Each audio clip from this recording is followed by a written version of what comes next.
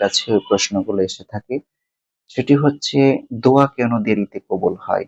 আসসালামু আলাইকুম রহমতুল্লাহি ওয়া বারাকাতুহু। ইন্নাল হামদুলিল্লাহ ওয়াসসালাতু ওয়াসসালামু আলা রাসূলিল্লাহ ওয়া বা'দ। কাছে ও দূরের, দেশে এবং প্রবাস থেকে যে যেখান থেকে দেখছেন, আজকে আমরা একটি চমৎকার বিষয়ে কথা বলবো। আমাদের অনেকের মনের প্রশ্ন এবং আমাদের কাছে ওই প্রশ্নগুলো এসে থাকে, সেটি হচ্ছে দোয়া কেন দেরিতে কবুল হয়।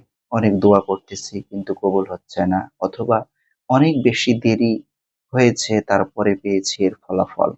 সুপ্রিয় দর্শক শ্রোতা মণ্ডলী, দিনী ভাই বোন, আমরা দেখতে পাই কোরআন সুন্নাহর আলোকে যে দোয়ার ব্যাপারে আল্লাহ সুবহানাহু ওয়া তাআলা জানিয়েছেন, উদউনি আস্তাজিব লাকুম, আমাকে ডাকো তোমরা, আমি তোমাদের ডাকে সাড়া দেব। কিন্তু সেই সাড়া আমরা অনেক ক্ষেত্রে মনে হয় যে পাই না, কিন্তু এমনটি নয়। তবে দোয়া কবুলের জন্য যে সমস্ত বিষয়গুলো আমাদের খেয়াল রাখা দরকার, নাম্বার ওয়ান হচ্ছে ধৈর্য ধারণ করা। আল্লাহ সুবহানাহু ওয়া তাআলা জানিয়েছেন, ওয়াবাশশিরিস সাবিরিন, ধৈর্য ধারণকারীদের জন্য রয়েছে সুসংবাদ। দ্বিতীয় একটি বিষয় হচ্ছে দোয়া কবুল হওয়ার জন্য আমাদের যে জিনিসটি বাধা তৈরি করে, সেটি হচ্ছে হারাম উপার্জন, হারাম রিজিক। এজন্য হালাল রিজিক আমাদের ভক্ষণ করতে হবে। রাসূল করিম সাল্লাল্লাহু আলাইহি ওয়াসাল্লাম জানিয়েছেন এ ব্যাপারে, সহিহ মুসলিমের 1015 নম্বর হাদিসে এসেছে, বান্দা বলে ইয়া রাব্বি ইয়া রাব্বি, অথচ ওয়া মাতআমাহু হারামুন ওয়া মাশরাবাহু হারামুন ওয়া মালবাসাহু হারামুন ওয়া গুযিয়া বিল হারাম ফাআন্না ইস্তাজাবা লাহু। আল্লাহ তাআলা রাসূল সাল্লাল্লাহু আলাইহি ওয়াসাল্লাম বলছেন, বান্দা রবকে আমার রব রব বলে ডাকতে থাকে, অথচ তার খাবার পানীয়টা হারাম, তার পানীয় হারাম, সে যে পোশাক পরিধান করছে সেটাও হারাম উপার্জিত অর্থ থেকে।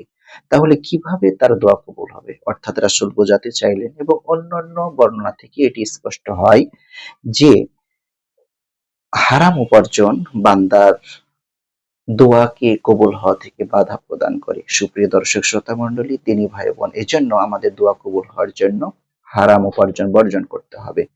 সর্বোপরি হচ্ছে বান্দার দোয়া কখনো বিফলে যায় না। রাসূল করিম সাল্লাল্লাহু আলাইহি ওয়াসাল্লাম জানিয়েছেন মুসনাদে আহমদে 11,133 নম্বর হাদিসের মধ্যে, রাসূল করিম সাল্লাল্লাহু আলাইহি ওয়াসাল্লাম চমৎকার করে বলেছেন, যদি এমন কোন দোয়া করে বান্দা, যে দোয়ার মধ্যে আত্মীয়তার সম্পর্ক ছিন্ন করার কোনো দোয়া না হয়ে থাকে, এবং যে দোয়ার মধ্যে পাপের কোনো কাজ সম্পাদনের দোয়া না হয়ে থাকে, তাহলে এই দোয়ার ফলাফল হয় তিনটা। নাম্বার ওয়ান, সে যা দোয়া করবে আল্লাহ হয় তৎক্ষণাৎ তাকে ফলাফল দিবেন, অথবা সেটা আল্লাহ সুবহানাহু ওয়া তাআলা সেটার বিনিময়ে অন্য কোনো বিপদ থেকে তাকে রক্ষা করবেন, অথবা বান্দার কল্যাণের জন্য এই দোয়াটি আল্লাহ তাআলা রেখে দিবেন। এই দোয়ার বদৌলতে আল্লাহ তাআলা কিয়ামতের দিন তার বিপদ থেকে উদ্ধার করবেন। সুতরাং দোয়া বিফলে যায় না।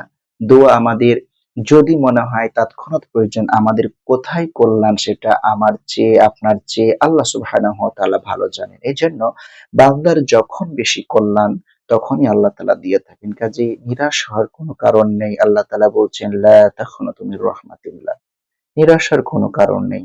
আল্লাহ বলেছেন, উদউনি আস্তাজিব লাকুম, তোমরা আমাকে ডাকো, আমার ডাকে তোমরা আমাকে ডাকো, আমি ডাকে সাড়া দেব। অবশ্যই আমাদেরকে সাড়া দেবেন। এজন্য আমাদের বিশ্বাসের সাথে, ইয়াকিনের সাথে যে কোনো অবস্থায় মহান রবকে স্মরণ করতে হবে। অবশ্যই আমরা সাড়া পাবো ইনশাআল্লাহ। আসসালামু আলাইকুম ওয়া রাহমাতুল্লাহ।